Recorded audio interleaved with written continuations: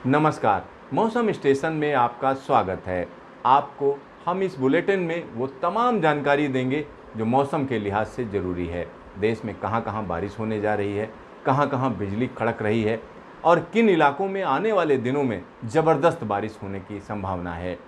लेकिन उससे पहले अपने सभी दर्शकों से हमारा निवेदन है कि हमारे चैनल को सब्सक्राइब करें, इस वीडियो को ज़्यादा से ज़्यादा शेयर करें और लाइक करें।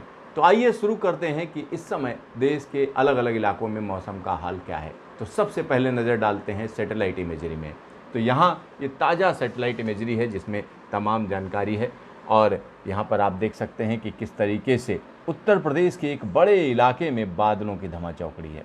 और ये धमाचौकड़ी हम कह सकते हैं बुंदेलखंड से लेकर पश्चिमी उत्तर प्रदेश के एक बड़े इलाके में है, चाहे वो पश्चिमी उत्तर प्रदेश हो या साथ ही साथ अवध प्रांत की अगर हम बात करते हैं, अवध का इलाका जो बोला जाता है, वहाँ पर भी ज़ोरदार तरीके से बादलों की धमाचौकड़ी है। यानी प्रयागराज, लखनऊ, फिर हम कह सकते हैं कि बहराइच, लखीमपुर, और अगर हम इधर चलें तो मेरठ, और साथ ही साथ अगर हम उत्तराखंड की बात करें तो उत्तराखंड का कुमाऊं वाला इलाका, ख़ास तौर पर नैनीताल और आसपास के इलाके की अगर हम बात करते हैं तो उन इलाकों में ज़ोरदार तरीके की एक्टिविटी है और इसी के साथ पिथौरागढ़ में भी एक्टिविटी देखी जा सकती है।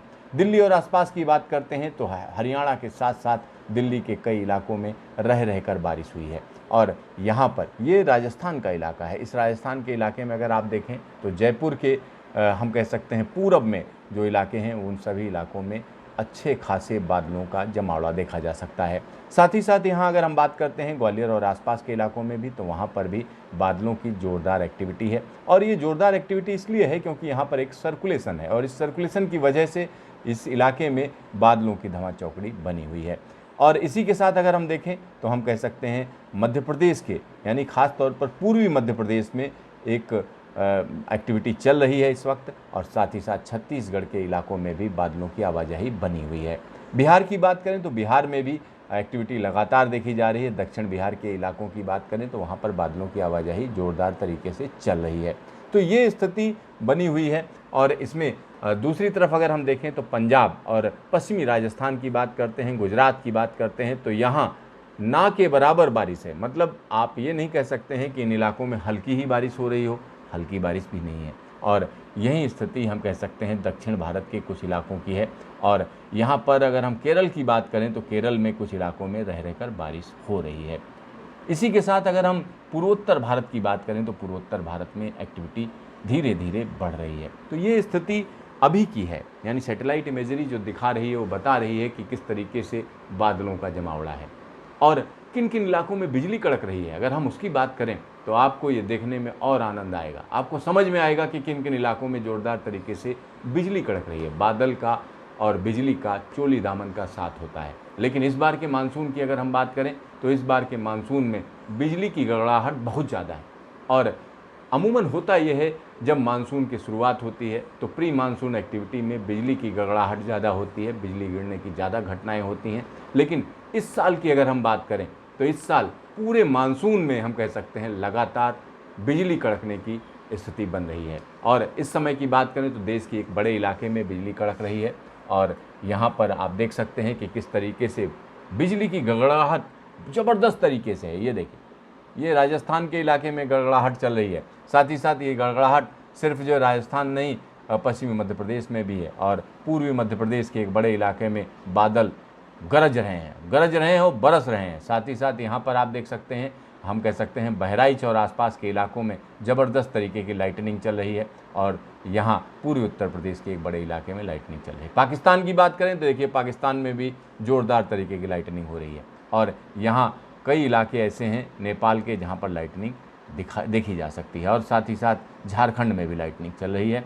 और यहाँ पर तेलंगाना की बात करें तो तेलंगाना में भी लाइटनिंग आप देख सकते हैं। और इसी के साथ तमिलनाडु, जहाँ पर अमूमन मानसून के दौरान बारिश नहीं होती है, लेकिन इस बार मानसून के दौरान बारिश भी हो रही है और लाइटनिंग भी हो रही है। तो इस पूरे क्षेत्र को देखकर आप समझ सकते हैं कि किन किन इलाकों में लाइटनिंग की स्थिति बनी हुई है और ये स्थिति लगातार बदलती हुई है। ये पिछले 30 मिनट की स्थिति हम आपको दिखा रहे हैं।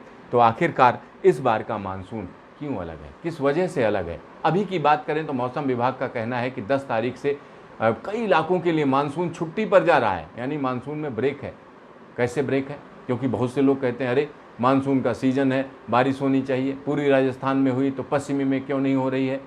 तो उसके पीछे कारण है, क्योंकि मानसून के पूरे पैटर्न को अगर आप देखेंगे तो ये हवाएं विषुवत रेखा से चलती हैं, फिर आकर सोमालिया कोस्ट से या अफ्रीका का जो सोमालिया कोस्ट है उससे टकराती हैं और फिर वापस अरब सागर में आकर सीधा सीधा भारत में दाखिल होती हैं। लेकिन इन हवाओं की वजह से कई सिस्टम बनते हैं और ख़ास तौर पर हम कह सकते हैं बंगाल की खाड़ी और अरब सागर के समंदर के जो तापमान होते हैं उस पर बहुत कुछ निर्भर करता है।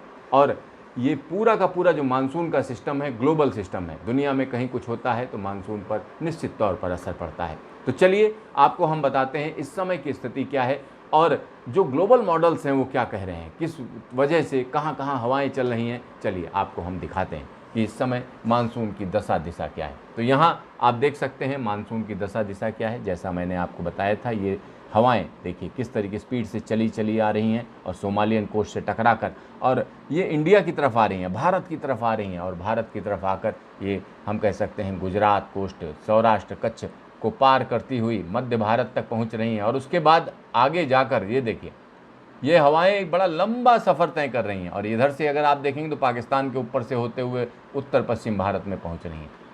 तो ये स्थिति हम कह सकते हैं इधर की हो गई।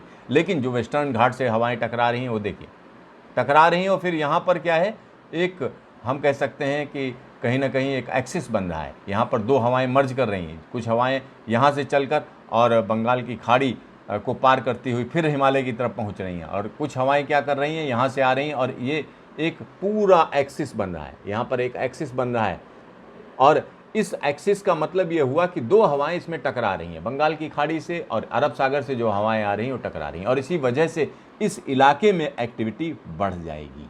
तो आप ये समझ लीजिए इस इलाके में यानी पूर्वी भारत में एक्टिविटी बढ़ेगी। और मानसून के एक्सिस की बात करें, मेन एक्सिस जिसकी हम बात करते हैं, अगर ट्रफ की बात करें तो ट्रफ यहाँ से गुजर रहा है, ट्रफ यहाँ पर पहुँच चुका है। आप सोचिए उत्तर भारत के इलाकों से होता हुआ पूर्वोत्तर भारत तक ये जा रहा है और मौसम विभाग का कहना है कि जब मानसून का ट्रफ अब हिमालय की तलहटी में पहुंच रहा है यानी हिमालय तक पहुंच रहा है तो इसका मतलब ये हुआ कि हिमालय के क्षेत्रों में बारिश बढ़ जाएगी, पूर्वोत्तर भारत में बारिश बढ़ जाएगी, पूर्वी भारत में बारिश बढ़ जाएगी। तो ये स्थिति बनेगी। हम आपको एक और बड़ी मज़ेदार सी जानकारी दे दें कि जब हम मानसून की बात करते हैं तो मानसून मध्य हिमालय तक जाता है, मध्य हिमालय को पार नहीं करता है क्योंकि वो ऊंचाई इतनी ज़्यादा होती है कि उसको पार करने में मानसून के लिए बड़ी मुश्किल होती है, तो मानसून पार नहीं करता है। तो यहाँ पर एक ख़ास बात है, जब बारिश है, बारिश की अगर हम बात करते हैं, जब मानसून का एक्सिस हिमालय में पहुँचा हुआ है तो इसकी वजह से शिवालिक रेंज या शुरुआती रेंज में ज़्यादा जो है बारिश होगी। इसी वजह से हम कह सकते हैं उत्तराखंड और हिमाचल के लिए एक तरीके से चेतावनी है। साथ ही साथ अरुणाचल प्रदेश की बात करें तो अरुणाचल प्रदेश में भी बारिश की जोरदार एक्टिविटी देखी जाएगी। तो चलिए हम आपको दिखाते हैं न्यूमेरिकल मॉडल क्या कह रहा है, किस तरीके की भविष्यवाणी हो रही है। चलिए हम आपको बताते हैं कि इस समय की स्थिति क्या है। ये स्थिति हम कह सकते हैं अगले 24 घंटे की है। अगले 24 घंटे में क्या होगा, हम कह सकते हैं कि मध्य प्रदेश के एक बड़े इलाके में मध्यम दर्जे की बारिश होगी। साथ ही साथ अगर उत्तर प्रदेश की बात करें तो उत्तर प्रदेश में, पूर्वी उत्तर प्रदेश में ज़्यादा एक्टिविटी देखी जाएगी। अगर पश्चिमी उत्तर प्रदेश की बात करेंगे तो वहाँ पर हल्की से मध्यम दर्जे की बारिश रहेगी। बाकी इलाकों की बात करें, पंजाब, हरियाणा और पश्चिमी राजस्थान, गुजरात, तो ये सारे इलाके सूखे रहेंगे, यहाँ बहुत ज़्यादा बारिश की गुंजाइश नहीं है। साथ ही साथ यहाँ पर महाराष्ट्र की भी बात करें तो यहाँ पर भी मानसून की हालत अब पतली है। इन इलाकों में मानसून अब बारिश ज़बरदस्त तरीके से नहीं दे रहा है। बारिश की एक्टिविटी सिर्फ और सिर्फ केरल और आसपास के कोस्ट पर देखी जा रही है। यहाँ पर केरल में एक्टिविटी बढ़ी है। साथ ही साथ यहाँ आप देख सकते हैं पूर्वोत्तर भारत में अगले 24 घंटे में अच्छी बारिश का अनुमान है। और यहाँ पर एक और यानी खतरे वाली बात है। खतरे वाली बात यह है कि नेपाल में बारिश बढ़ने जा रही है, ज़बरदस्त तरीके से बढ़ रही है, जिसका असर हम कह सकते हैं बिहार पर पड़ेगा। यानी बिहार में बाढ़ आने का खतरा बढ़ जाएगा। कई जगह पर नदियां ऊपर उफनाई हुई हैं और उनकी स्थिति और ज़्यादा बिगड़ेगी। ये देखिए, ये 11 तारीख की स्थिति हम आपको दिखा रहे हैं। 11 तारीख को आप देखिए ये पूरा इलाका जिसमें पंजाब, हरियाणा, पश्चिमी उत्तर प्रदेश, पूरा का पूरा राजस्थान, गुजरात और हम कह सकते हैं पश्चिमी मध्य प्रदेश, इन इलाकों में बारिश की संभावना काफ़ी कम हो जाएगी। और इसी वजह से कहा जा रहा है कि मानसून ब्रेक पर जा रहा है, यानी मुख्य ज़मीन पर मानसून की एक्टिविटी नहीं है और इसकी वजह से मानसून अब कहा जा रहा है छुट्टी पर जा रहा है। यानी मानसून सिर्फ पूर्वी भारत और पूर्वोत्तर भारत में बारिश दे रहा है। यहाँ देखिए किस तरीके से एक बड़े इलाके में बारिश का सिलसिला बन रहा है। केरल और नीचे की बात करें तो वहाँ पर भी मानसून की बारिश कमज़ोर हो रही है। साथ ही साथ अंडमान निकोबार में बारिश बढ़ रही है।